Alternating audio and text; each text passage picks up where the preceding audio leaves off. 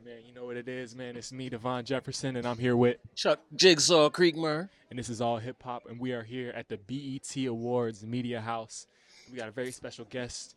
The devil's in the details, as always. So Benji, with the period, but Yes, sir. Devil's in the details. I'm What's the already deal, looking brother? at the chain. With the, you know what I mean?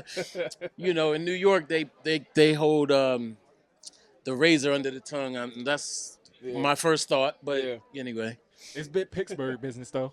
big Pittsburgh. Yes, Let me tell you a little story about me in Pittsburgh. Oh, let's go. Back in the day, I had an ex-girlfriend that went to school in Pittsburgh. Okay. So I said, I'm going to drive up and check you out and, you know, get my swerve on. All right. I had a little Ford Escort back in the day.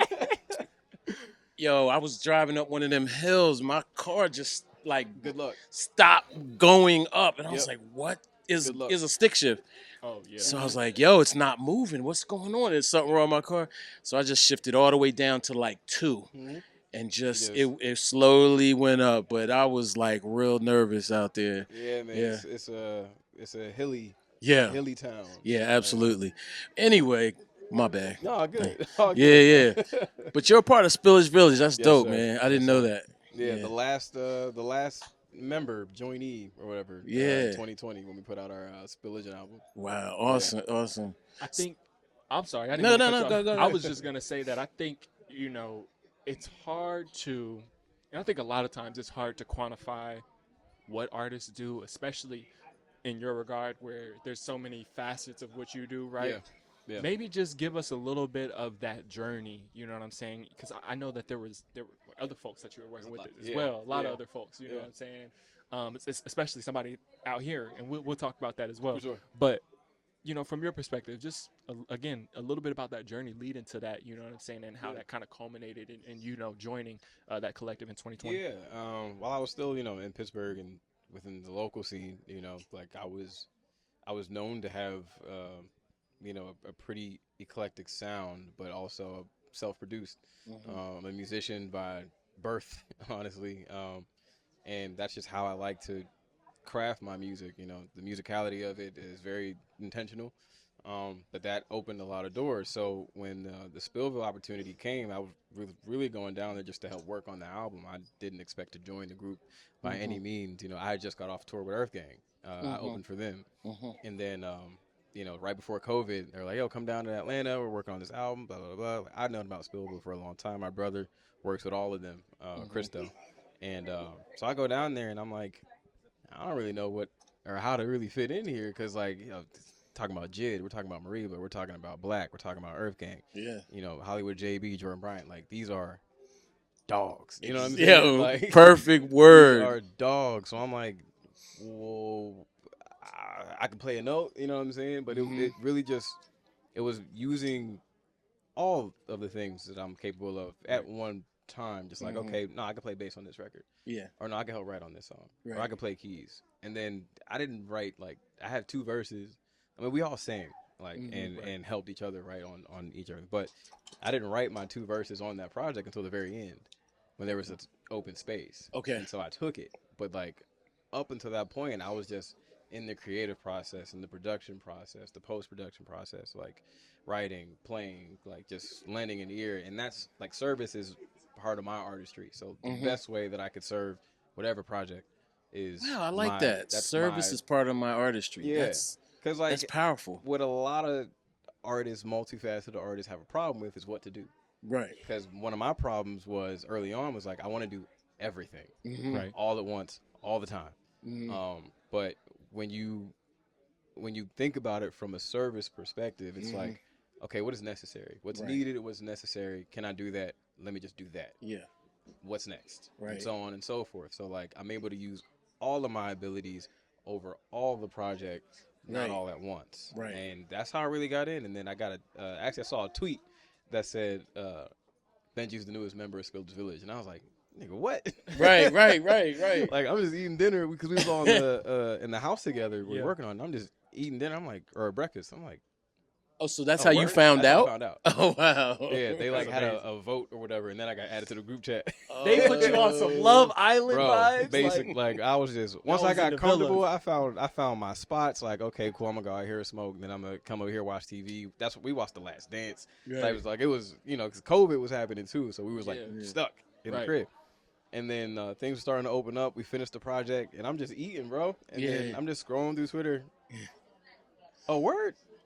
They, Oh, tight. That's dope, that's dope. That's how I found out. well, they knew you wanted to be in, because, like, what if you didn't want to be in? Like, Bro, yo, that'd have been hilarious. No, that's one of them That'd things. been more- That would be probably the biggest plot twist. There was a lot of plot Yeah. twists in 2020. You knew Yeah. a lot. But that would have been one of the biggest plot twists in 2020 is if bruh was in here I'm talking about labor of loving this record. Going right, crazy. right. Man, and then brother was Nah. Yeah, like I'm good actually.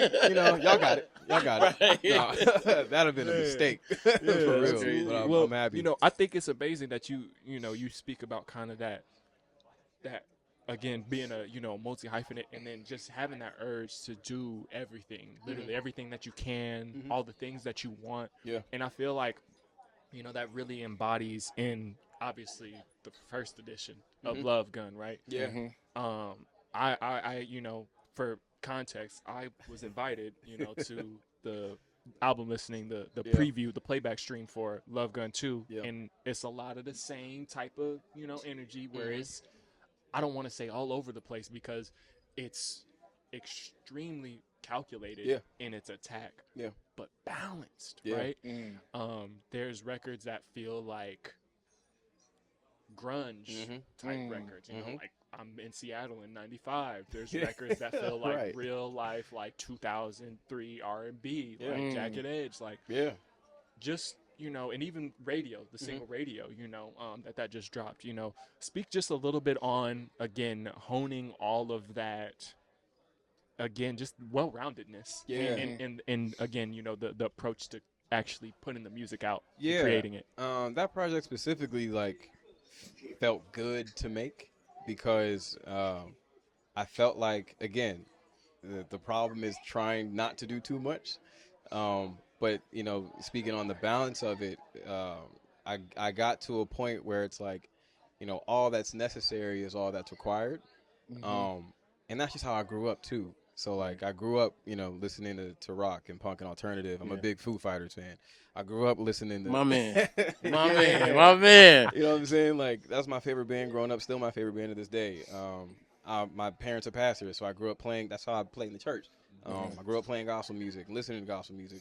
I grew up on the Isley Brothers and Gap Band and like obviously Stevie and Luther and that music was surrounding me in the house. I come from a family of singers, and musicians, and then also the 2000s music era is one of the greatest ever. You know what I'm saying?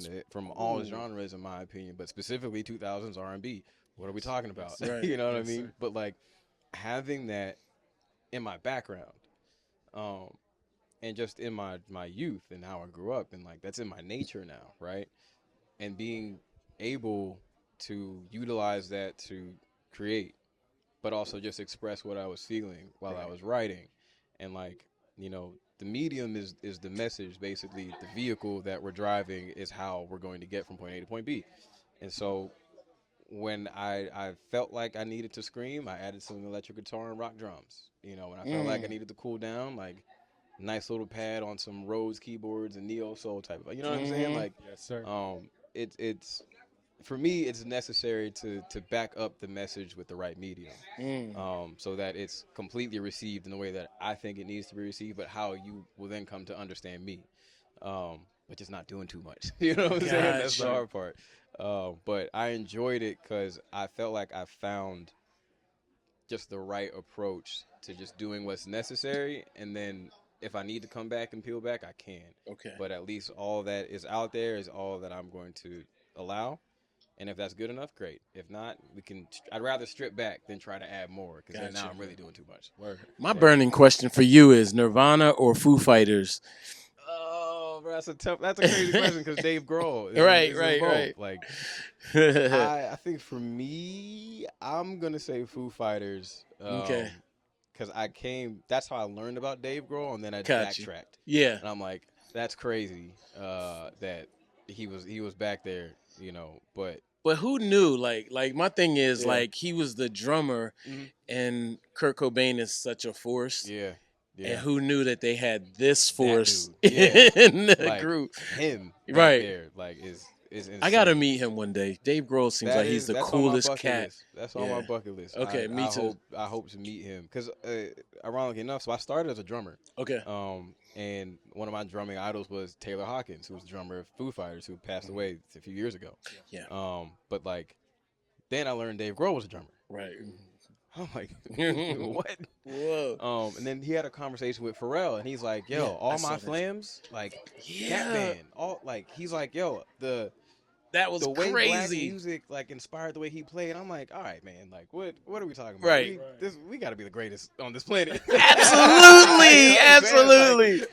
No, that's a fact. Like, to have that be inspired for And somebody he like and he him, was honest. I love the honesty. Very honest. He did not have to say that. He didn't. Yeah. But like, I also think a genius like him will always give credit where it's absolutely due, as opposed to him saying like, "Nah, I came up with that." And, right. You know, it was just one day I was just on the drums and I'm like, "Oh, this is great." No, like, because you can also go back and listen to all of that music and be like, "Nah, that's from us." Yeah. But it was cool for him to say that. You know. Since we talking rock, I gotta give y'all my take. I don't know why Pearl Jam get all the flack that they do. So y'all got to explain it to me. You know what I'm saying? Because I kind of mess with them. Right. You did. You know what I'm saying? I think that Jeremy record was a heater. Right. I didn't know Pearl Jam got flack. Where's the flack from? I rock with Pearl Jam. I rock with Pearl Jam. All right, then. Okay, so we're going to leave it at that. Anybody that got something bad to say, come see all three of us. Yeah, come right. You did. Real Real quick, I want to talk about, you were speaking about, messages, right? Yeah. And the nuance in the messages. I think the record radio, the message with that, I think it's a beautiful one. Thank you. But even more so, I just want to get your take on, leading with that or Love Gun 2. And just even more so, just what you wanted to offer with that. I thought it was important to start with that record because, like you said, in the project, you might think it's all over the place. Just because I don't think you would quite expect to have so much, or so many avenues to go down in one project like that. But it doesn't sound out of place. It does sound very balanced, so thank you for that. But I thought it was important to lead with radio and just to call a spade a spade. It's the most digestible record. It's also it's just dope. You know what I mean? But I think it's easier to start that way. And I want to put like genuine love and courting and damn near swooning back into music. Swooning. Especially for like black men. You know Yeah. what I mean? And within the genre of R&B, soul, folk, whatever you want to call it. I thought that was very important, and that's how I want to start, because that's, it's very reflective of where I'm at in my own life as well. Because it's like, at this point, shoot, all that there kind of is left for me to do, I'll stand outside your window playing, holding up a radio, because I don't know what else there is to do. Now I'm stripped down to my most authentic self, and I'm just out here. You know what I mean? Now that's a nod to what movie? Are you familiar with the movie where I can't? Held the radio over. Yeah, they held. I mean, basically. Yeah, it's damn, I can't And think who of is the person that it's not Michael J. Fox, but the actor is. Yeah, it's oh my God. That era, he was him. He was that guy. Yeah. I'll give you some deeper context. So, where I really got the idea from, if you remember Nutty Professor, when he was outside with the mariachi band with Janet Jackson, you know what I'm saying? I'm like, okay, oh, that's kind of funny. Right. Like, I think radio is a little more more digestible as opposed to I'll stand outside with a mariachi band. Right. Well, there's an '80s movie. I cannot think of the white actor that holds. That's what I'm saying. Yeah, he holds it up. Yeah. Well, not the brother. He's a white guy. The opposite brother. Yeah. My vanilla brother. Vanilla brother. He's a vanilla brother. So we're gonna have to clip this We're together gonna clip that with once us we- being yeah, totally yeah. stumped because that's a legendary It movie. is. But I can't remember the name y'all of see it what it is or for the summer actor. But 2024. the Right. actor's It's a- famous too. We ain't pulling up in Hellcats and SRTs. We Right, pulling right, up with a right. radio We're pulling up with a outside radio. your window. That's what I wanted to ask you. You know, music and art, and you mentioned the early 2000s, and I was like, what R&B? But I'm thinking you mean neo soul. Is that what you're referring to? I mean, as like in a sense, but just like all across all black music, yeah, yeah. right? Like there's I don't want to say there's something missing because don't There get me is- wrong. Like there's You can be honest. okay, there's something missing. There is something missing. Like, Let's talk about There's it. something missing. Say anything. There it is. Yeah. Yes. There it is. That's the There it movie. is. Who's Sorry. the lead? Who's John Cusack. Oh. Ah! Wow. Mr. Cusack. I Wow. apologize. Sorry. We apologize. We've been here since 6 a.m. today. Right. Nobody's had any food. So let me tell y'all another story. I got another story. Here's another story. My best friend named Chris is the biggest John Cusack fan you would ever know, right? So he lives in Delaware, and he drove up from Delaware to New York to meet John Cusack. I'm his wingman, right? Yeah. I ain't gonna lie, shout out to John Cusack, but I don't care about meeting John Cusack like that. So literally, shout out to him. I respect, but shout out to him. I was just there to get the picture for him. So we pull up. John, so it's really a screening. We're not really there to meet him. It's a screening for a movie he's doing. So John Cusack, we come late. He gets accosted on the subway or something. Like all kinds of crazy stuff happen. And then we pull up late. It was a blessing because John Cusack was in the back room, like the wings, backstage, if you will, while the audience is there, and we saw him. So my boy is a big dude. Pulls up on John Cusack like, yo, I just gotta get this picture with you. John Cusack was scared as hell. He was so scared. It's two brothers. It was two black men, Oh, and then he yeah. gives them the story. I just got robbed, or I just got whatever happened. I just want to get this picture with you. And he was like, "Okay, dude, like here's the picture." So he took the picture. I didn't even get a picture. It wasn't even like that. And there's my story. I met him, but I barely Love met Mr. Shout out to Cusack. John Cusack. Love man. Mr. Shout out. him. No. So back to you. It's And- something missing. And I think like, you know, the way I believe music to be a reflection of the times. So when I say there's kind of something missing in music, I do think there's something missing in us that like we're either not speaking about or we're not being upfront about.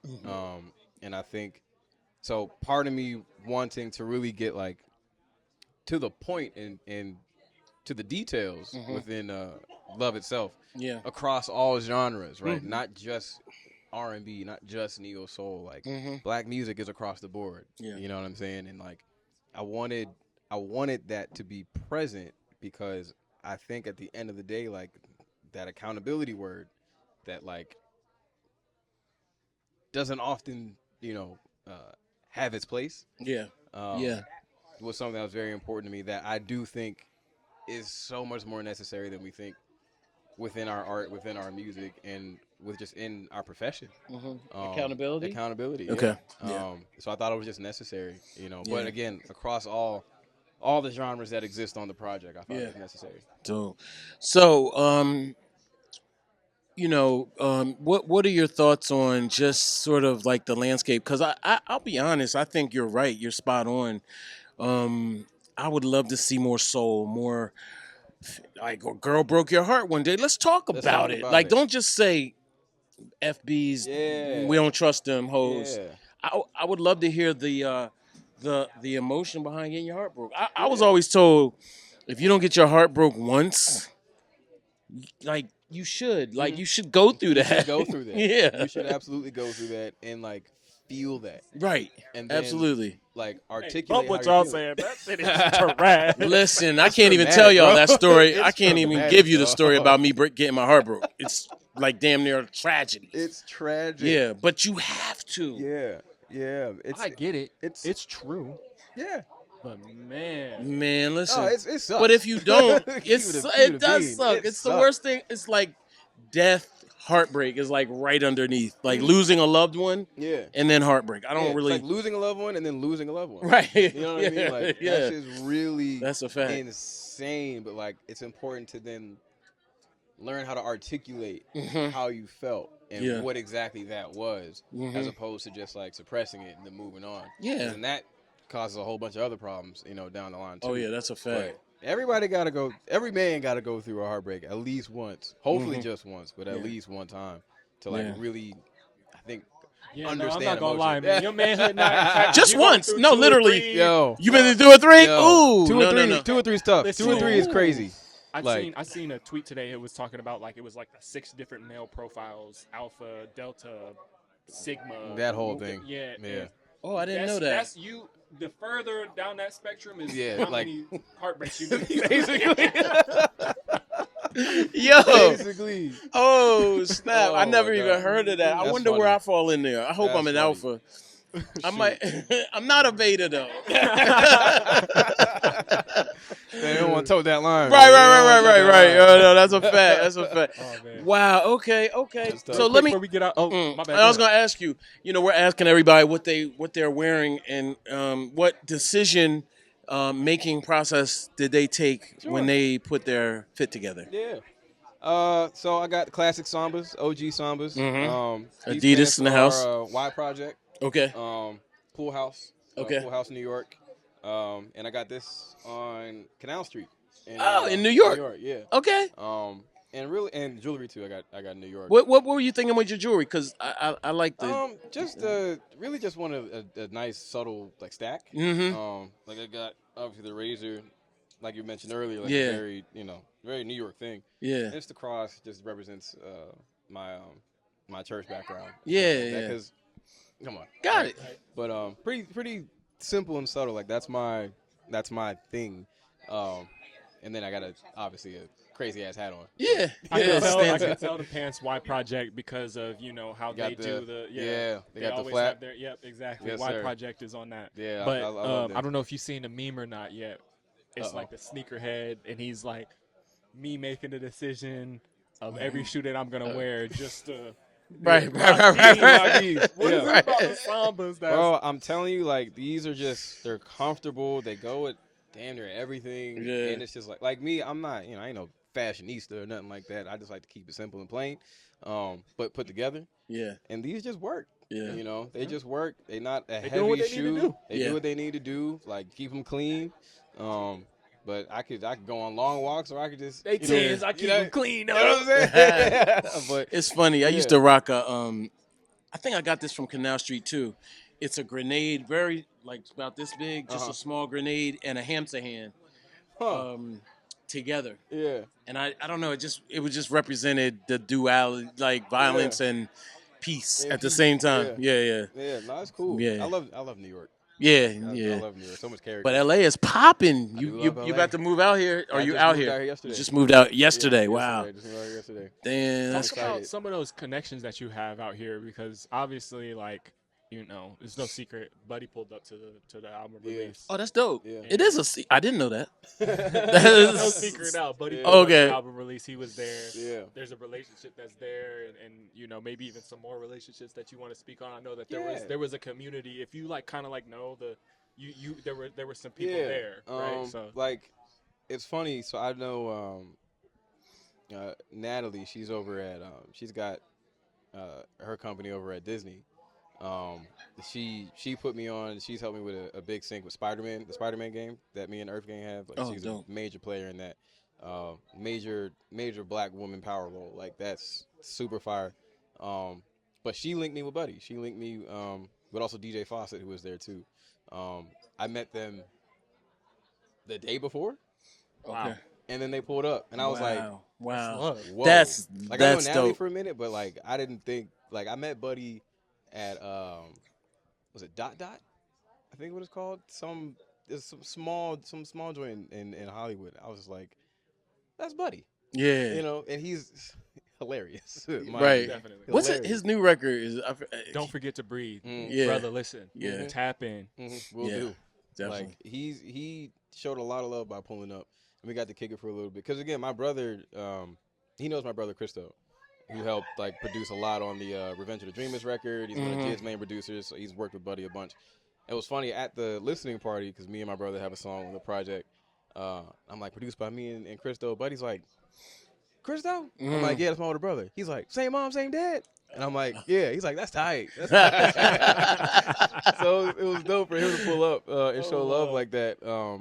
And I ran into him at the. We went to his after party. I ran into Guap Dad. I toured with Guap Dad back in 2019 with EARTHGANG, with him and Duckworth as well. So I have like a small community of people here in LA that I've been able to know and grow over the years that have led me to other people, which I feel like is kind of the LA thing, you know. You locked in though, man. You covered, man. You got, you know what I'm saying, buddy. You got them ties out there. Listen, you know what I'm saying? He real West Side. You know what I'm saying? He got the Bay out there. You know what I'm saying?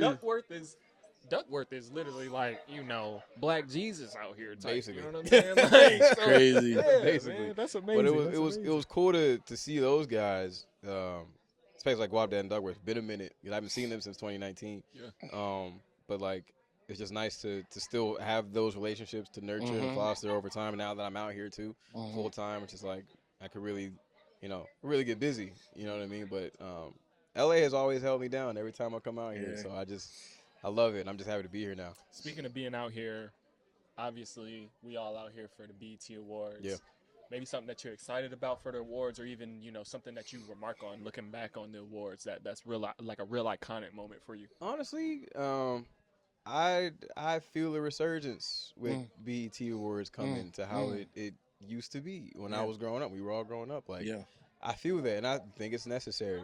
Realistically, like we gotta have that. We gotta have our thing, like, and completely representative of us. Like, so I think that's just that's kind of what I'm just looking forward to more and more as the time rolls on. You know what I'm saying? So like, and I'm just happy to be here for the first time. So you know, me too. Well, I've been here a lot. Appreciate it. But this is a good vibe. Definitely, yeah. Because we're getting to talk to people like you, and I appreciate this conversation. Really, I really do. I appreciate and that. last year, it was very hectic, and in years past, we haven't had this type of opportunity in a media house like this. It was pretty much only radio. So this is really dope. To see that we can all connect and click up and talk. Yeah, definitely. I always appreciate a good conversation. Yeah. Well, can we get a shout out for All Hip Hop from you? Absolutely. Yeah. This is Benji with a period. Don't forget that was always in the details. This is All Hip Hop. Showing love. We're here at the BET Awards 2024. Keep it black, man. Keep it gangster. Hey. And I'm black, y'all. That's right. I'm Bliggity Black and I'm black, y'all. Yes, sir. That's what's up, man. No, I appreciate y'all. Appreciate y'all for having me. Pittsburgh's in the house. Yeah. Yeah. Yes, sir. Appreciate y'all.